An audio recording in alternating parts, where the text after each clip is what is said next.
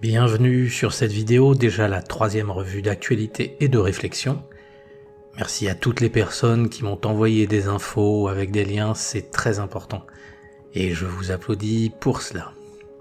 Je ne peux pas tout relayer forcément tout de suite, mais ne vous inquiétez pas, cela servira toujours. Cette semaine, je vais accentuer le côté réflexion, car en comprenant certains mécanismes, il est possible de se protéger et donc de mieux agir. Pour le moment, place aux actus. C'est parti.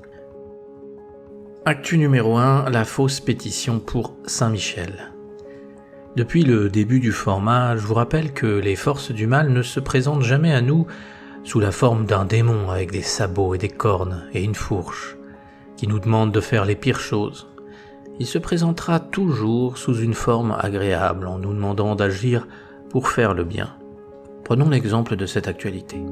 À première vue, c'est magnifique. Des personnes signent une pétition pour empêcher que l'on retire la statue de Saint-Michel, qui plus est au Mont Saint-Michel. Quand nous regardons cette pétition, nous y voyons le Mont Saint-Michel en premier, une des merveilles de l'humanité. Et ensuite le titre « Non au déboulonnage de la statue de Saint-Michel au Mont Saint-Michel ». Et là, toute personne normale en lisant l'article commence à s'indigner au plus haut point. Nous sommes choqués d'apprendre cela. Immédiatement, nous voulons faire quelque chose, car ceci ne peut rester en l'état. Mais que faire ? Le site nous le propose, tout simplement signer. Alors vite, allons-y, signons, et après, nous avons bonne conscience, nous sommes soulagés. Nous pouvons retourner à nos affaires, nous avons agi pour le bien. Qu'en est-il en réalité ? Eh bien, nous nous sommes fait manipuler sous bien des aspects. Déjà, parce que cette pétition est complètement bidon. Et oui, jamais il n'a été prévu de déboulonner la statue de Saint-Michel au Mont Saint-Michel. Cette pétition mélange habilement l'affaire des Sables d'Olonne et le Mont Saint-Michel. Souvenez-vous, dans le premier numéro, je vous avais parlé de la statue de Saint-Michel qui se trouvait sur la place de l'église dans la ville des Sables d'Olonne, et une association avait déposé plainte pour la retirer. Une partie du texte de la pétition est un copier-coller, ni plus ni moins de cette affaire, tout en l'adaptant. Donc pour résumer, non, la Fédération de Vendée de la Libre Pensée n'a pas déposé de plainte contre le Mont Saint-Michel, et non, le maire du Mont Saint-Michel ne fait pas appel à une décision de justice qui n'existe pas. Nous avons donc là un faux manifeste. Alors analysons maintenant les conséquences de cela. Déjà, l'idée est de nous manipuler en nous indignant avec de fausses preuves. Ce qui fait que, si vous parlez de cette affaire au travail ou dans un repas de famille, vous serez rapidement mis dans le camp du complotiste, étant donné que vous parlez d'une affaire fantoche. Deuxièmement, en apprenant la vérité, vous n'aimerez pas savoir que vous avez été berné, et peut-être, comme c'est souvent le cas avec les émotions, vous passerez d'un extrême à l'autre en vous disant que vous ne ferez plus rien pour qui que ce soit. De plus, toutes les personnes qui ont signé cette pétition ne signeront pas de pétition pour la véritable affaire, celle des Sables d'Olonne. Si je résume, grâce à cette pétition, vous répandez de fausses informations et vous empêchez la véritable affaire d'avoir du soutien, et en plus, vous êtes énervé et indigné. Comprenez donc bien que cette petite pétition doit vous alerter. Oui, lorsque vous lisez une actualité ou regardez une news à la télévision, il y a de fortes chances que cela vous révolte. Mais au lieu de tout de suite la transférer en masse à tous vos amis, posez-vous quelques instants. Reliez-vous à Dieu et demandez-lui de vous éclairer afin d'agir pour lui. En faisant cela, vous serez moins manipulable car vous avez demandé aux hautes instances célestes comment travailler pour Dieu et donc, s'il y a une forme de manipulation, vous serez plus à même de la comprendre. Prenez pour habitude lorsqu'on vous affirme quelque chose de demander d'où vient l'information. Par exemple, cette pétition ne cite aucune source, elle affirme sans preuve qu'il se passe ceci ou cela. Et ce n'est pas parce qu'un site web ou une chaîne d'infos vous affirme quelque chose que c'est vrai. Dans chacune de mes vidéos, vous trouverez toujours en référence les articles sur lesquels je m'appuie. La conclusion de tout cela est qu'il est bon, dans un monde de mensonges, de demander des preuves, et j'utilise le pluriel. Ayez toujours plusieurs sons de cloche pour une affaire afin de mieux la comprendre. Apprenez à voir les choses sous un point de vue élevé qui vous permet de démêler le vrai du faux. Voici donc un bel exemple de manipulation, et quand je regarde les chiffres, il y a quand même plus de 7000 personnes qui se sont faites avoir. Et combien ont parlé de cette affaire en colportant ainsi des mensonges qui les discréditeront. Donc vous voyez comment agissent les forces du mal, jamais en frontal, toujours en utilisant nos faiblesses. C'est pour cela que je vous invite toujours à travailler sur vous-même en premier.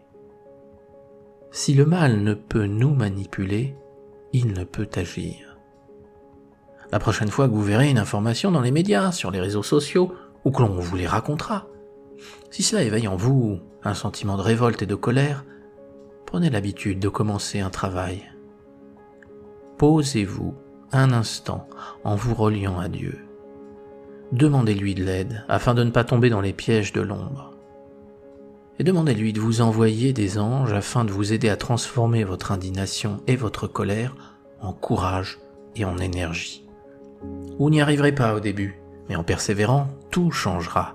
Vous deviendrez plus éclairé, vous ne vous laisserez plus berner par les mensonges et vos émotions négatives travailleront pour Dieu en vous soutenant, en vous encourageant, au lieu de vous épuiser et de vous dépiter.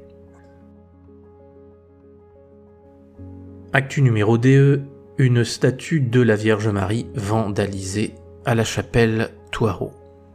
Cette actualité est très récente puisqu'elle date de la nuit du 30 septembre au 1er octobre 2022. Et cette fois-ci, c'est une statue de la Vierge Marie qui a été détruite. Tout ceci choque les habitants de ce village qui ont été jusqu'à présent plutôt épargnés, mais malheureusement la Bretagne est de plus en plus corrompue et la réalité, en éclatant brutalement à leurs yeux, risque de les effrayer. Je vous propose d'envoyer à toutes ces personnes effarées de belles prières afin de les soutenir et de les éclairer. Car vandaliser la mère de l'humanité qui représente la compassion, l'amour, c'est une bassesse extrême. Ouest France, dans son article, cherche à minimiser comme toujours. Alors que l'enquête n'a donné aucune conclusion puisqu'elle n'est pas terminée, Ouest France s'empresse tout de suite d'affirmer qu'il ne s'agit pas d'un acte anti-religieux. Tout ceci doit être considéré comme un fait divers. Mais en suivant ces revues d'actualité, vous avez commencé à comprendre qu'il n'en est rien. Alors je sais que certains m'ont dit qu'ils n'aimaient pas ces revues d'actualité parce que je ne donne pas de bonnes nouvelles. Mais je pense qu'il est important de réveiller les consciences sur certains aspects, et surtout de savoir quoi faire face à cela. Afin de prendre conscience de comment les médias nous manipulent, je vous propose de dérouler un petit scénario fictif. Imaginez un homme très dévoué à cette Vierge. Pour plus de simplicité, appelons-le André.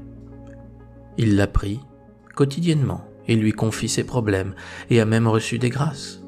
André a donc un grand amour pour la Vierge Marie par le biais de cette statue. Aussi, il fait le maximum pour la fleurir et l'entretenir afin qu'elle soit toujours resplendissante. André n'est pas très riche, mais une partie de son argent est dépensée pour honorer la Vierge Marie qui lui donne tant. Et un matin, alors qu'il va, comme à son habitude, prier, André découvre le vandale en train de détruire la statue à grands coups de pied. À la vision de cet acte répugnant, il sent une colère immense monter en lui. Il ne peut s'empêcher d'aller arrêter le casseur en lui donnant un grand coup de poing, tellement André se sent indigné.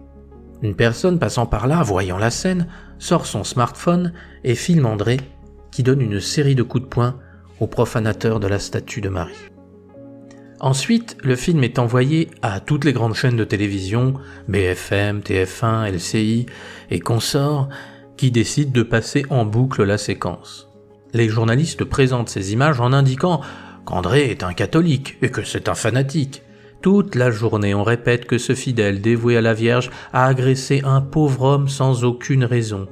Bien entendu, certains amis d'André commencent à dire qu'il est important de connaître le contexte avant de conclure, car personne n'a parlé de la destruction de la statue qui a eu lieu en premier. Mais les journalistes expliquent qu'il n'est en rien nécessaire d'enquêter car les images se suffisent à elles-mêmes. Tout est là. André a été filmé en train d'agresser violemment un individu qui était en toute légitimité en train de se promener dans le village. Pourquoi en discuter? André est un fanatique qui agresse un innocent. Certains journalistes commencent même à sous-entendre que les catholiques en général sont des fanatiques dangereux. D'ailleurs, suite à cet événement, un comité de soutien pour aider la victime a été mis en place. Le casseur de statues est invité à porter plainte pour coups et blessures. Et André commence alors à se faire harceler par des coups de fil anonymes et certains viennent jeter des pierres à sa fenêtre en le traitant de salaud. Il a beau se défendre et expliquer les faits, plus personne ne l'écoute. Si on en a parlé à la télé, alors c'est vrai. Pourtant, André n'a jamais cessé de faire le bien toute sa vie. Cette histoire est fictive, bien sûr, mais si vous étudiez comment agissent les médias, vous verrez que la façon de faire est exactement la même. Le but n'est pas d'enquêter et de faire un travail de journaliste afin de laisser à chacun le maximum d'informations pour se faire une opinion. Non, l'important c'est de faire du buzz, du spectacle, de l'audience et surtout de servir une idéologie. De plus, un peu comme un prestidigitateur qui va tromper vos sens pour vous faire croire qu'un lapin est sorti de son chapeau, les médias vont utiliser des images ou des déclarations hors de leur contexte pour soutenir une philosophie sombre et vous faire ainsi adhérer à des idées qui sont contraires à votre bien-être, vos intérêts et votre évolution. Ne pensez pas que j'exagère mes propos. Dans les prochaines vidéos d'actualité, je vous montrerai comment cela se met en place, avec des preuves, des livres et des enquêtes, car il est très important que vous sachiez comment le mal agit. Toujours subtil, toujours malin, toujours rusé, riant de toutes ces âmes qu'il arrive à corrompre. Mais nous en reparlerons, pas trop en une fois, sinon vous trouverez ça indigeste. Mais une fois que la lumière sera faite en vous, elle dissipera les ténèbres du mensonge.